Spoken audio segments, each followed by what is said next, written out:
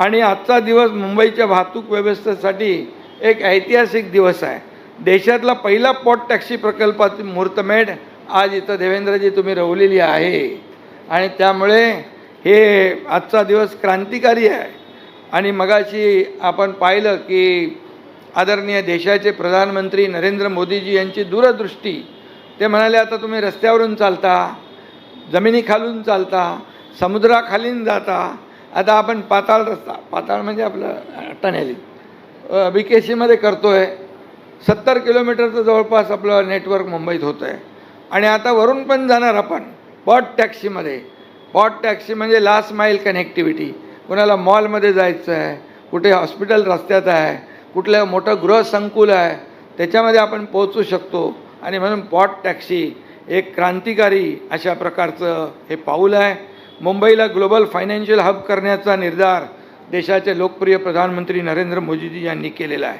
त्याच प्रयत्नांचा एक भाग आहे आणि ते नेहमीच त्यांचा एक मत आहे, जे जगात आहे ते मुंबईत असलं पाहिजे. कारण मुंबई हे एक जागतिक दर्जाचं शहर आहे. मुंबई आपली देशाची आर्थिक राजधानी आहे आणि म्हणूनच त्यांचा हा आग्रह असतो. आणि त्यामुळे मी त्यांनाही धन्यवाद देतो. त्यांचा पाठिंबा नेहमी आपल्या राज्य सरकारच्या पाठीशी राहिलेला आहे. आणि त्यामुळे हे pot taxi Dubai, London, Heathrow airport या ठिकाणी आहे. आता पॉट टॅक्सी मुंबईत देखील लवकर सुरू होईल. कितना जल्दी करेंगे ना भाई KB राजू? 20 महीने में करेंगे. हाँ, पहला पेज तो दिखाएंगे ना 20 महीने. 20 महीने में करेंगे तो इनको बोनस दे देना, इन्सेंटिव्ह. प्रकल्प आपल्याला जोरात पुढे न्यायचा आहे. आणि म्हणून हा 1 मिनिट म्हणजे हा जो प्रकल्प आहे हा आत्मनिर्भर भारत आणि स्मार्ट अर्बन मोबिलिटीच्या स्वप्नाला प्रत्यक्षात उतरवण्याचा एक प्रकल्प आहे. आणि म्हणून या ठिकाणी आजचा दिवस खूप अतिशय चांगला आहे, अभिमानाचा आहे.